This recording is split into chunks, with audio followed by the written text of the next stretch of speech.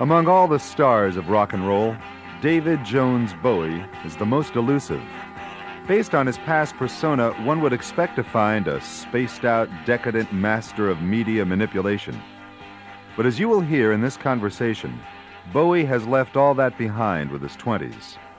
Having just turned 30, he has decided to come to terms with himself in an honest and straightforward way. This conversation presents for the first time on the air what we feel to be the real David Bowie. But it was not what we expected. We were ready to play the game with a man who was notorious for putting the media on. Instead, we found a warm and gracious man ready to finally talk candidly about his changes in his life, his fears and his desires, and his painful reassessment of all that he's done. This conversation took place in New York City shortly before Christmas. David Bowie was wearing a red flannel shirt, jeans, and work shoes, looking healthy, handsome, and comfortable in his simple and unpretentious hotel room.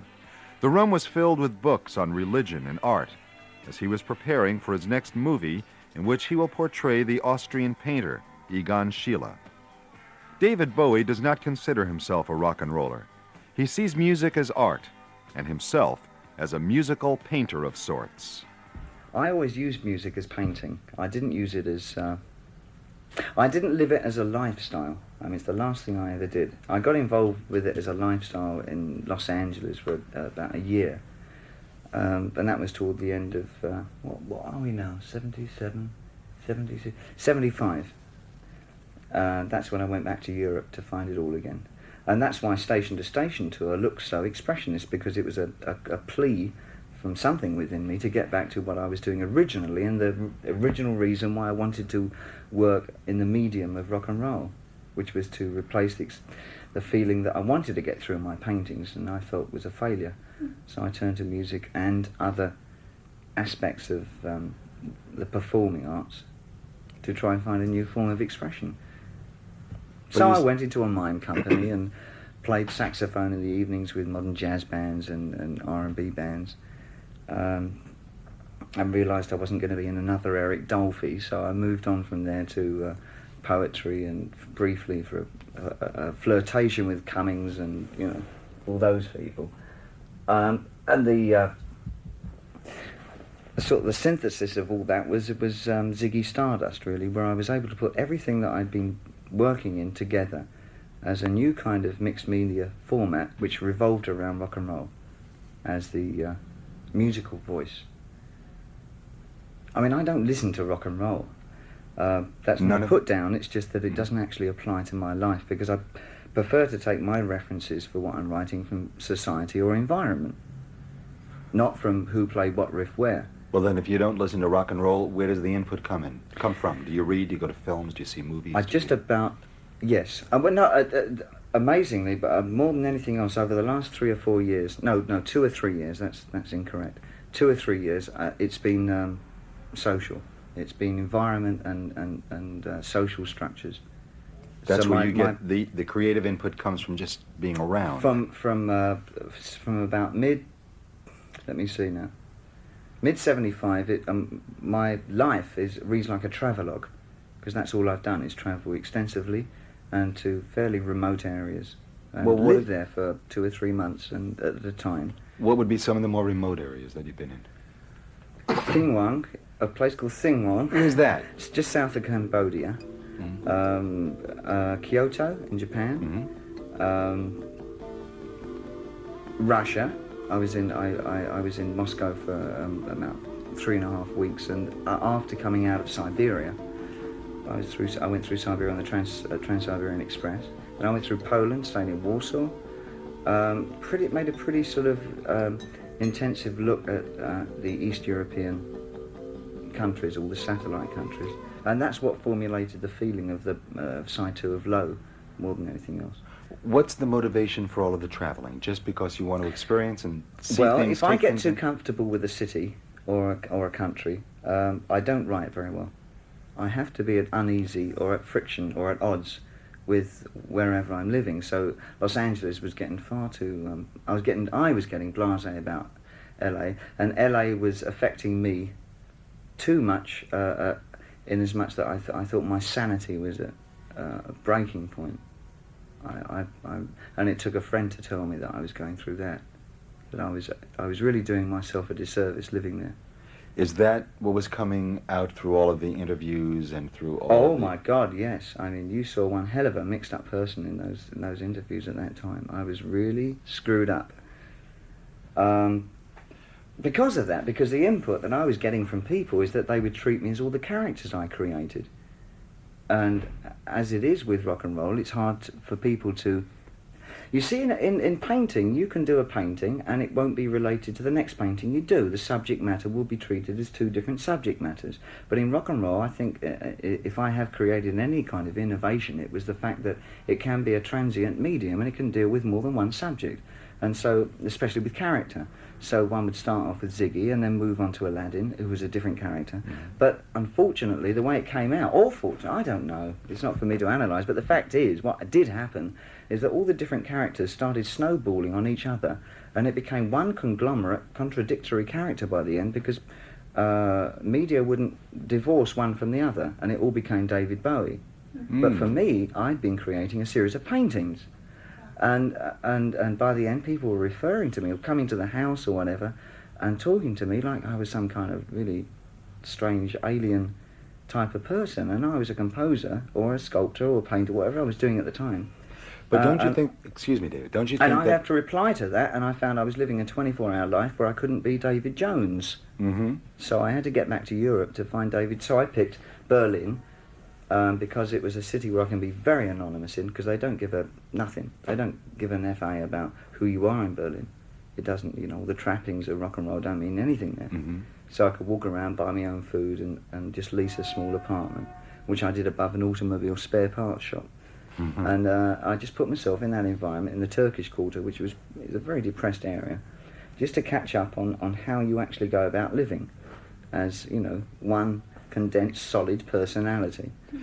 But what I wanted to say was that all of the conglomeration of characters that you were assuming and your public persona during that whole period, I think had a good deal to do with creating the star David Bowie and creating the public attraction to you. Be that as it may, me personally, I only know about my input. What the output was, I didn't have any control over, and so I mean, you know, you can't ignore one scrapbook. What I've got is what I got, and I can't comment on that. You know what I mean? It's happened. It's been 5 years of that.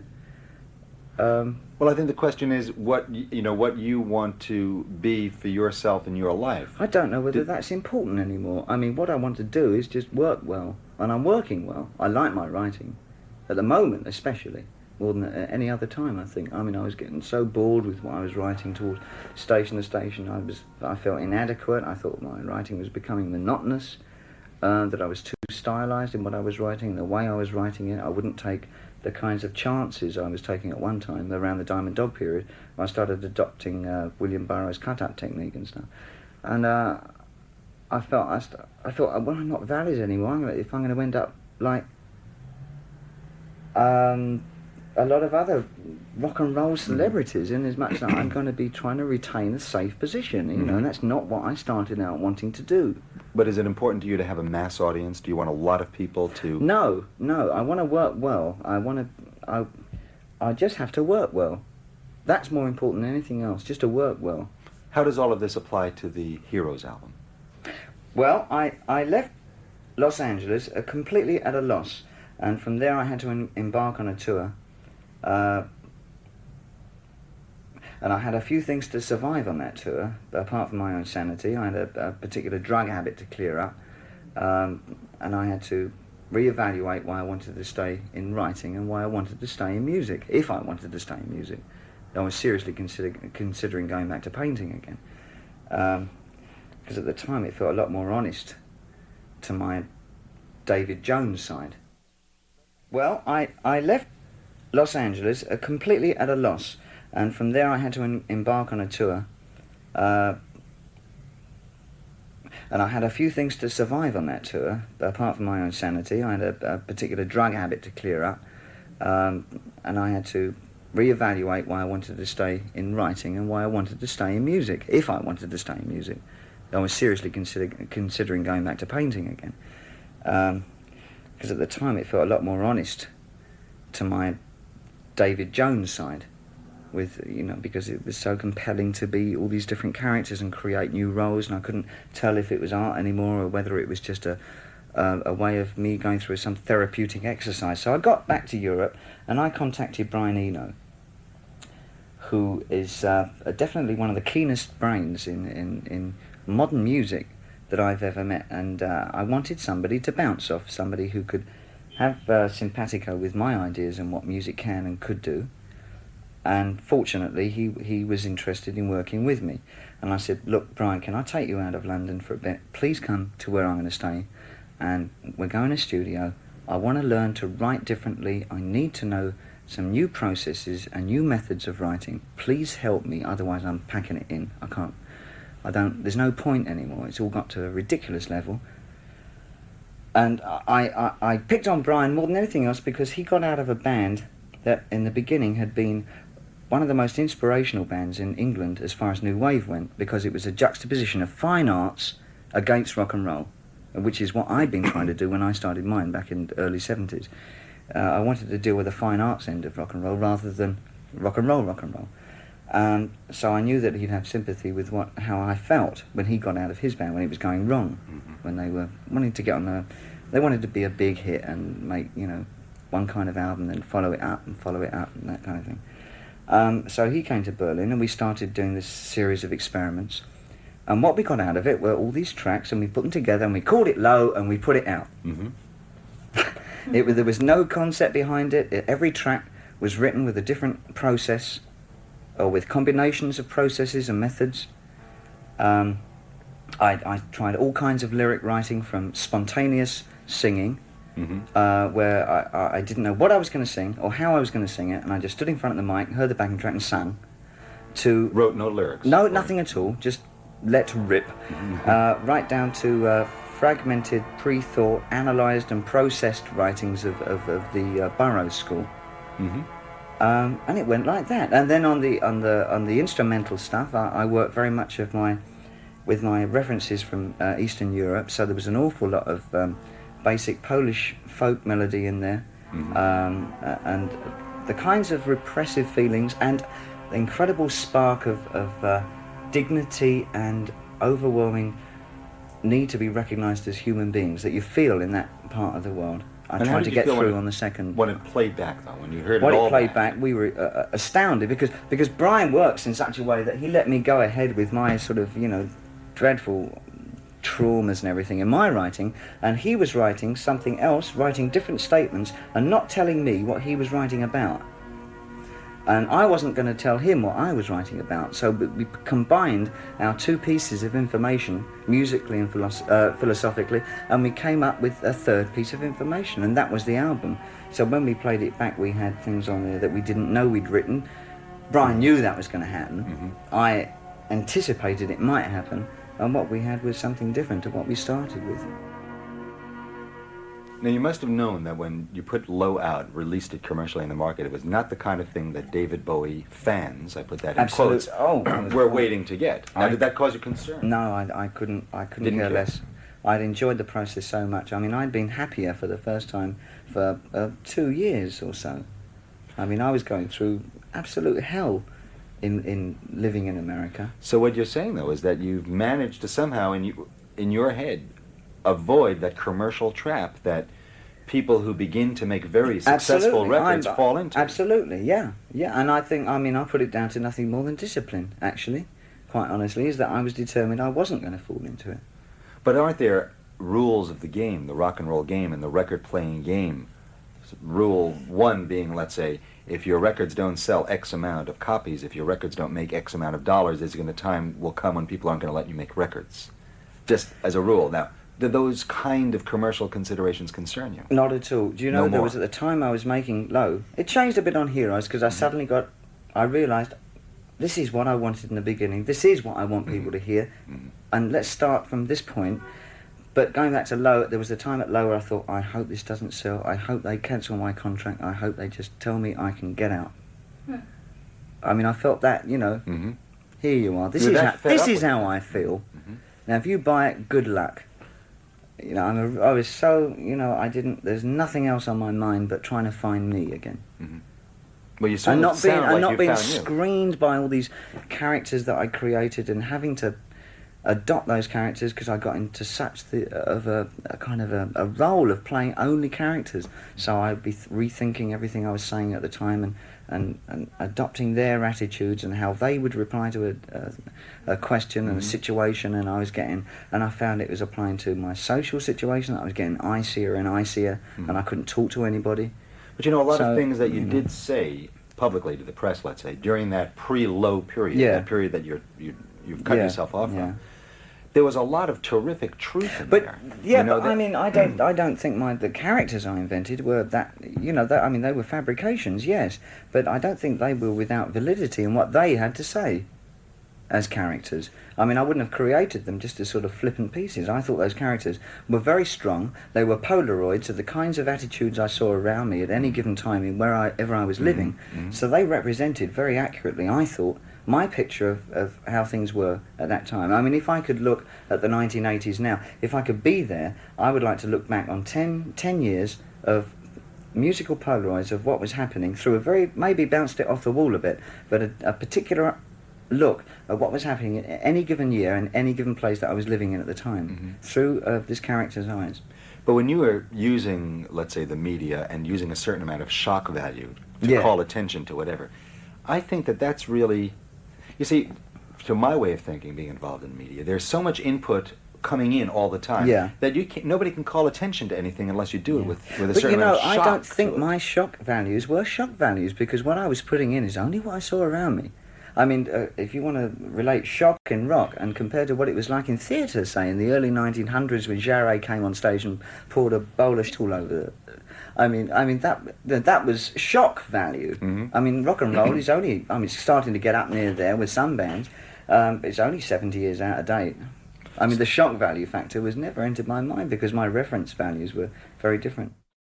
Yes, the effect, I think, was shocking, but I didn't utilise shock value. I only presented what I perceived as the facts. They were highly painted and tainted by my particular point of view, but that's because I have an individual approach to that. It wasn't as non-emotional as some of Arbus's work, where she would... Because the camera medium is very different. I mean, I was allowed sort of license to play around with the facts, and I would juxtapose very odd facts against each other and produce a third piece of information which would be fairly startling. I'm going to take you way back, something, because it interests me. You spent, I think we're talking about 1969 now, so we're going way back, some time flirting with, I don't know if that's the right word, with Buddhism, and spending some time at a Buddhist retreat. Which leads me to wonder... was a flirtation. It was a flirtation. What did you find? When I look back on it, it was... I mean, I felt at the time that I was, Buddha's answer to everything he'd wanted man to be. But I mean, when it came to the crunch, and I was actually going to put myself as a monk. I mean, I just cut out and I went back to London and got stoned and drunk and went on a cycle of binges for a few months. Do you maintain any... are you religious at all? The one thing that hung over from that time was the feeling of impermanence and transience, which I think was the most... That was the one thing that really struck home about everything that I was learning. You're certainly living that way now, really a Zen kind of existence where... I wouldn't push it to that, but I certainly appreciate that nothing's going to stay around very long. I mean, everything changes, different rates, and some seem to me sort of established for a bit, but they're only moving at a slower rate than other things, but they're all inevitably sort of a changeover. And that played a great part in how I work, yeah. How about the religious aspect of it? I mean, is there any kind of religious philosophy of your own? I don't mean anything more than that. I became very atheist at one part, but over the last few years, I've been identifying again with a force. I don't know how it will end up for me, but I can't pinpoint it. But I do have a very strong belief in in a force, and I don't know how it works. What I mean is there is something else other than us. That's as near as I can get to it, and it may even just be people on other planets that I'm thinking about. It may be God. It may be, I don't know what it is, but there's a definite force that I feel. Almost like there's something else that we're just a part of it. Yeah. It's beyond us. That's kind of my feeling as well. Yeah. There's always been, for me, I guess for a lot of people, a certain sense of you that's otherworldly. And of course that's reinforced by a lot of things you did, like the song about Captain Tom, A Space Oddity, and the so far one feature film that you did, which was of an extraterrestrial, and Ziggy Stardust and the Spider from Mars. Sure. So there's something about your persona, and the way you look and the way you behave and your music that is very, and then you mention outer space. Well, that was motivated, those kinds of images were motivated by the fact that I wanted to present the isolationist, and the best way of doing it was using the hardware of science fiction. He talks about Ziggy Stardust, the fictitious character he created. But as you'll hear, Ziggy obviously became a lot more to him than just a character in a song. And so Ziggy was very much a product of Mars and Kabuki theatre, more than anything else. You still didn't to present the isolation as coping with the society that he lives in, and that's carried through as well. Ziggy was very arrogant, very confident that he would cope not only well, but he would become master. And then you start to get the schizophrenic on an lad insane who didn't know whether he can master it quite as well, and you eventually get to the Thin White Duke on the Station to Station tour, who was a pure sort of a quasi sort of nationalistic type romantist, you know, that actually had absolutely nothing at all to say, except that, you know, that he had an ideal, but he couldn't actually put into words what it was. You still have an affection, though, for Ziggy, don't you? Because I can see it when you talk about him. Oh, of course. I mean, because, well, I lived with him for so long, and the bugger, I mean, he just followed me everywhere, and he shadowed me for such a long time. Yeah, but I can definitely pick up on a certain affection that you have for him. Yeah, I guess it's an affection. Love-hate relationship, I think. Have you seen Close Encounters of the Third Kind? I saw it the other night. What do you think? Okay, I think it's marvellous. I think it's incredible fun. A really good movie to go and see, because the price is so reasonable. Now, cinematically, I don't like the telly-style acting in it, but I'm not a fan of the new Hollywood school of telly-style acting. We get soap opera performance. I just paid to see The Mothership. I mean, just give me, you know, just give me a few minutes of that Mothership. Yeah. And what can you say? I mean, I saw a review by Rex Reed in the paper today, I think it was, and I think he was fairly vindictive about it. But on the other hand, I know what he meant. That, you know, as far as a cinema film, it was you're going out to see technology at work, is what you're going to pay for. What I like so much about it, I think that is becoming the theme of American films, and it's something I was pushing a couple of years ago, which is that man must develop an affair between machine and himself. It must develop a mythology for machine. It must like its machines, the machines that work around it. And these new films that are coming out now are very much putting that into practice. They're developing a mythology and a relationship that we can start to like. Almost a reverence, though, isn't it? It's almost a... I don't know about that. At the moment it is. I mean, but it's a start, because before they were always the things that came and destroyed us. But now it's something, I mean, it's starting to move in a direction. You see, I mean, up until about the Industrial Revolution, you have this... I'm borrowing from Brian Eno when I'm talking now. Let me say, Brian introduced me to this. And it's because Brian is a cybernetics freak, so he's really into the science of systems, far more than I could ever get. I mean, he's much too academic at times for me. He goes right over my head. But I like his synthesizer playing. But the fact is that up until the early 1900s, man knew everything in his environment. I mean, if something went wrong in his home, he could go out and fix it himself. He didn't have to bring in a specialist to fix it. And now we got to a point that just about 50% of everything that surrounds us, if it goes wrong, we've got to bring in a specialist. We don't relate to it, it scares us. If it goes wrong, we think, oh, what are we going to do now? That's never happened before on Earth. And that's only happened in the last 70 years. And it's getting more and more like that, people have got to start developing a relationship between themselves and the new machines that are happening. You talked about a few minutes ago fine art in rock. Mm. You talked about when you were working in Germany and working with Eno, trying to get in touch with expressing fine art through rock. Mm. Who else is doing that, do you think? Doing it well? I know I don't want to Yeah, box I you know. into like It's saying I very like someone hard. and don't Yeah, like someone else. It's hard to look at other people's work. I mean, is there somebody in particular that within you do really within like? rock and roll, Within the do you framework? know? To be quite honest, my knowledge of rock is very limited. I generally only know about the people that I'm working with. Mm-hmm. It's hard for me to look around and cite anybody else. At one time, but of course that again, I mean, he was working with Eno. At one time, Brian Ferry, I thought. I was going to mention Brian Ferry. Yeah, but recently I don't know so much. I don't know. How about the? I'll take that question from the opposite point of view now. I think somebody. Okay, somebody else is Edgar Froese from Tangerine Dream, but as a solo artist, not as part of the group. I think the group I don't like. I don't like Tangerine Dream, but I like Edgar's work on his own. His solo albums are really good. Early Kraftwerk, their first few albums were in that area. And I guess to a certain extent they've gone from fine arts to graphics. Yes, it gets to be a bit very stilt, very. It's very graphics. German. They're into graphics now. Very German. They're graphics. No, I don't know. What do you mean by German. graphics? Their music is graphics. They've got to a point where they're condensing basic emotion and pinpointing it in a very stylized fashion, so that it becomes a symbol rather than an emotion. Mm-hmm.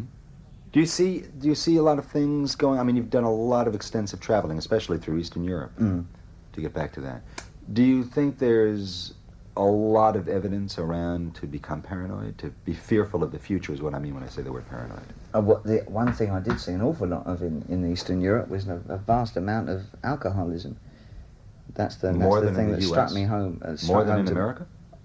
Oh my God, yes. Because we got quite a problem here. You want to walk around the streets of Moscow about in the morning, and you can't walk on the pavements without having to jump over somebody just lying flat out with a bottle of vodka in his hands. And more than that, it was travelling on the train, I think, going through Siberia, that the amount of vodka that was consumed by everybody, and merely as a palliate, something to, suck on, because there was absolutely nothing they were interested in. Mm-hmm. That I found incredibly scary, really.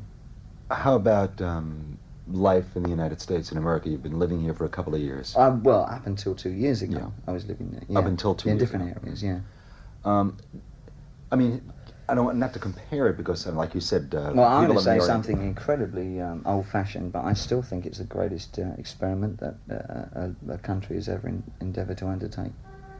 It's really not old-fashioned to say that because more and more people I know who have, especially over the last 8-10 years, people who are Americans who became very down on America, especially during the Vietnam War years, sure. and left to go all over, Germany, France, England, South America, all came back and said, hey. It's comparative, isn't it? I mean, if you look at the first 400 years of England and look at the first 400 years of America. No, we have only gone 200, we still have 200 to go to reach the 400 mark. Well, no, it goes back before you.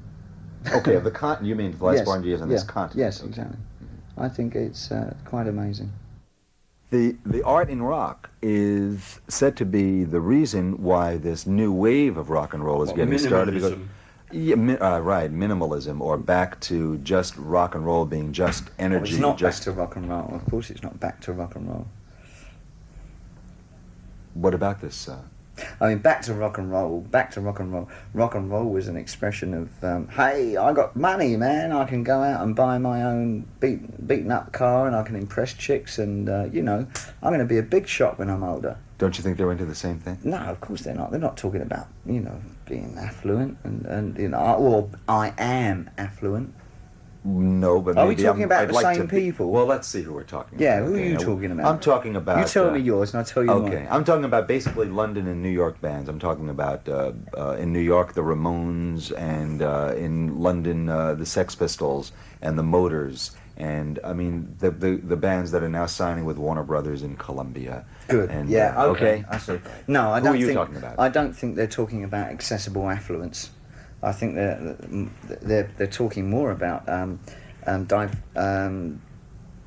distraction from actually having to cope with a society that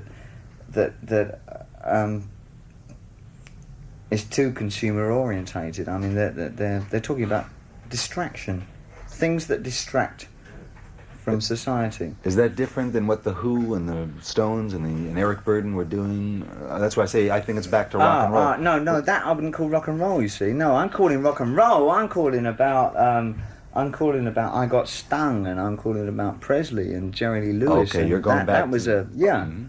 That was why. I Want to Get to Play Vegas. That's what I meant about Mhm. kids going out and buying records. Then they bought it because they had the right to go out and buy records because they got their first fairly big pay checks. I mean, for considering the teenagers had never had that kind of money before. Mhm. You know, so they were saying, yeah, I'm an individual. You know, of course I've got a family and everything, but I'm already I've got earning power. The original rock and roll, the affluent aspect of rock and roll was paid homage very much to rhythm and blues as content, as its traditional value, and it replaced its philosophical ideas upon that traditional value of R&B. And so you get, of course, a cyclic thing to a certain extent with new movement rock and roll. And I call it not new music. I call it new movement rock and roll. Good, that's a good term. Which is which pays homage again to a period 10 years ago, which was the basically the English idea of rock and roll. And it's But only interesting. musically. Philosophically, I think it's saying something else. Philosophically, you think it's saying what? Philosophically, I think it's saying I want to be there. I'm going to say it because this is an era of terrorism. I'm going to say something very dangerous, and in a minute I'll think of something very dangerous to say. But I haven't quite thought of it yet. It's a movement without a theme. Is there a purpose behind it? Is this, in other words, I don't mean Ask that. them. I don't I mean don't that as know. purpose. Do you think there's something happening behind all of that I can't, there's some statement behind all of that, some comment behind all of that on what's happening on the time? Yeah, you've got to make it a different way in rock and roll these days. So it's all that scramble to the top. But that's just as important. That will produce, if they don't blinken themselves by putting themselves under the umbrella of punk rock, when bands and individual artists start putting themselves under a category, I think they're crippling their writing potential. And that's the only sad thing about it. I love the enthusiasm. I love the arrogance. I love everything about the content that they're trying to put out. But if they fall into the movement syndrome, they are going to restrict themselves beyond belief. Because they're trying to get themselves condoned too quickly. Because they're aware of the seemingly positive power of status. And so they're clamouring for status too quickly without actually paying regard to the reason they started getting together as a band. And there's this umbrella then, you know, if you jump under this umbrella in a punk rock, you can get accepted real quick, you know, as long as you play, you know, a certain way, a particular kind of aggression. And I'm sure so many of those writers want to do other things as well, talk about things that we don't even know about, really new things. But it all sounds really old. To me. Who sounds really old? The bands that I... Oh, the who kind of sounds bands, new and who sounds old? I mean, you're generalising. That's much too much. Okay. To me, the Sex Pistols sound old, the Motors sound old, the Ramones sound old, Eddie and the Hot Rods sound old. It all sounds to me like those first records The Who made, and certainly the first records the Rolling Stones made. And Eric Burden. I'll use those same three examples again. It seems like early 60s British rock and roll to me. I haven't heard anything I disagree. new. I hear something new in the Talking Heads. I disagree. Hear something Just there's a... Just in the raw edge of what they're doing, I disagree. There's something that comes out that is definitively now, contemporary. Okay, yes, I can recognise. I think what you're saying is that you recognise all their traditional values, and some of the bands you've cited work very much. They know what they're doing and they know where they come from. They're not quite as naive as they'd have us believe. Mm-hmm. They know they've got their roots together. But yes, okay, but they're craftsmen, and you can recognise that. But the continuum of what they're doing is new. I'm sorry, Mick, but you're wrong, mate. You're not an R&B band. You are a punk band. You are an R&B band. For sure, a blues band. Right. R&B. Do you believe, as Peter Townsend does, that you can continue to create, quotes again, rock and roll music on into the years, into the 30s and 40s and 50s? Or just recently, Keith Richards said the same thing to me. Yeah. He said he didn't know for a while, but now he believes you can. He said Exactly, they're he doesn't think age absolutely is a right. factor. If you want to play rock and roll, you can play. Of course you can. Absolutely. Now, you've just turned 30, haven't you? Yeah. Was that did you find 30 to be as hard as other people? to me. Carry on. I've left all that 20s trauma and paranoia behind me now, and it was incredibly exciting. It wasn't nice, Mm-hmm.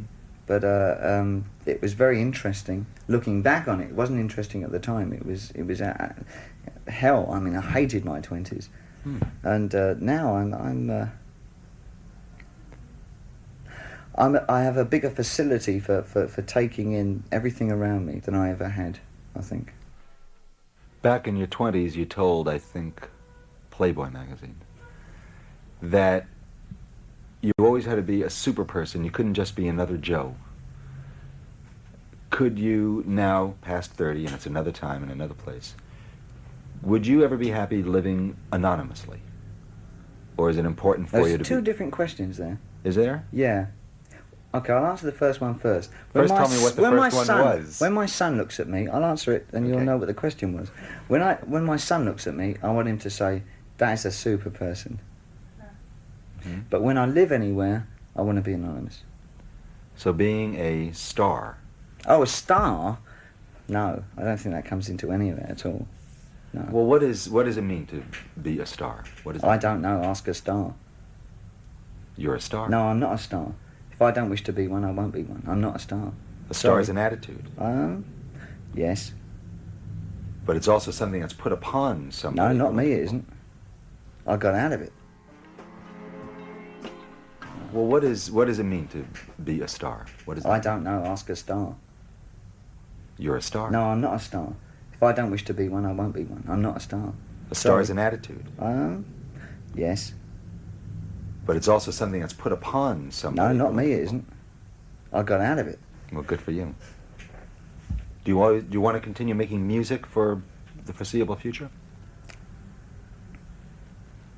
Until the original enthusiastic spark leaves me, yes, of course I do. I mean, once I feel that I'm not creating anything that somebody else couldn't do, then I'll start doing it. What I do is very individual, and I'm bloody good at it, and I won't give up doing it.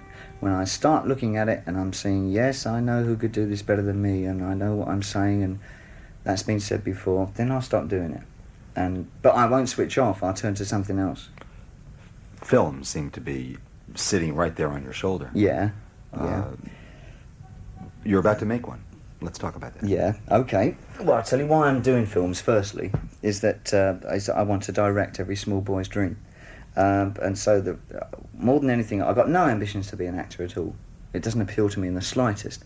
I think it's incredibly boring being an actor. I'd much rather be on the other side of the camera, but unfortunately I don't know enough about filmmaking.